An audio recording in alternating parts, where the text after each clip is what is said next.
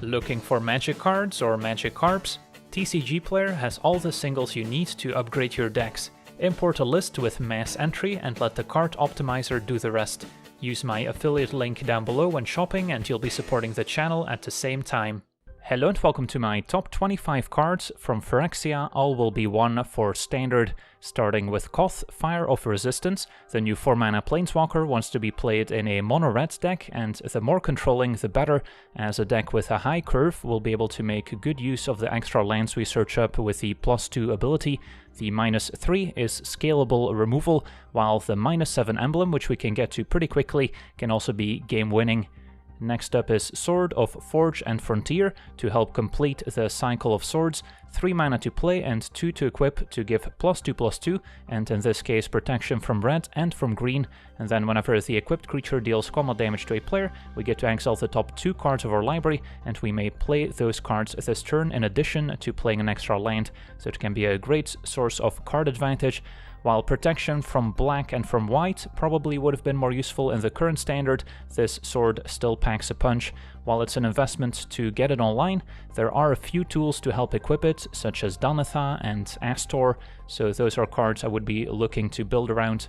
Unctus, Grand Metatact, is a 3-mana 2/4 legendary artifact creature, giving other artifact creatures we control +1/+1, while also saying other blue creatures we control that become tapped, let us draw and then discard, and then for either 1 blue mana or 2 life, we can also turn any of our creatures into a blue artifact. So it's a Lord for artifacts that gives additional card selection, so this will slot in nicely with some of the artifact synergies from Kamigawa Neon Dynasty, so this could potentially revitalize that archetype alongside a slew of new artifact creatures in this set. Glissa Sunslayer is a 3-mana 3/3 with First Strike and Death Touch, so it's very difficult to take out Glissa in combat, as this combination of keywords is a headache to get past, and whenever Glissa deals combat damage to a player, we either draw a card at the cost of 1 life, destroy an enchantment, or remove 3 counters from target permanent, which can also be an answer to opposing planeswalkers. So all in all, great stats with some useful abilities if you decide you no longer need to play defense with Glissa. Venerated Rot Priest is a 1-mana 1/2 featuring the new Toxic ability, where if a creature with Toxic deals damage to an opponent, that player will also receive a poison counter, and it only takes 10 of those counters to take out an opponent.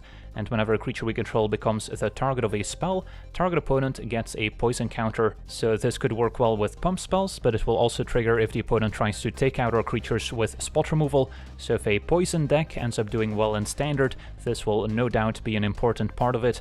Mindsplice Apparatus is a 4-mana artifact with Flash, which will pick up an extra oil counter at the beginning of our upkeep, and then instant and sorcery spells we cast get a 1-mana discount for each oil counter on the apparatus. So while we have to take a turn off to deploy the apparatus, it will quickly make up for it by discounting all our spells, as we can easily build our deck around it.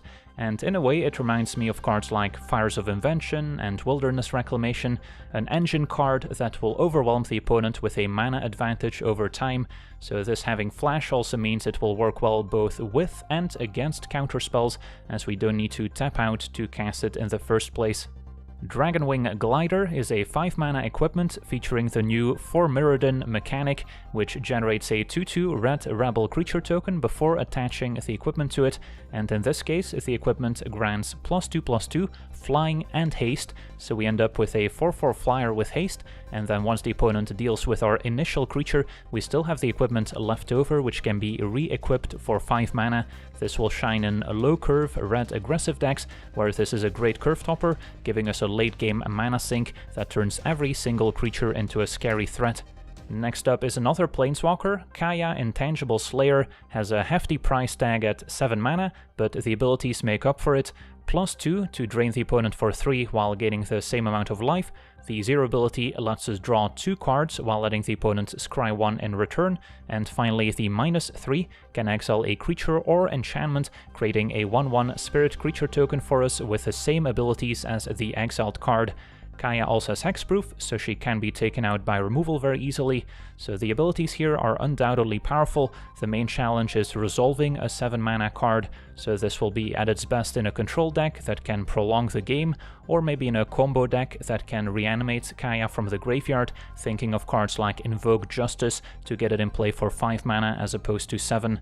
Luca is back in completed form, allowing us to cast this Planeswalker for either 5 mana or 4 mana and 2 life with 2 fewer loyalty counters. The +1 ability generates red and green mana that we can use to cast creatures or activate their abilities.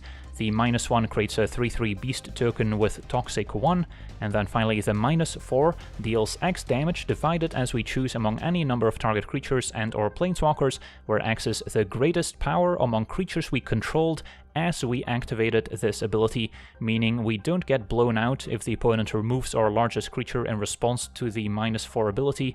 So a well-rounded planeswalker that will shine in creature decks with plenty of 2-drops and 7-drops, given how the math works out with the +1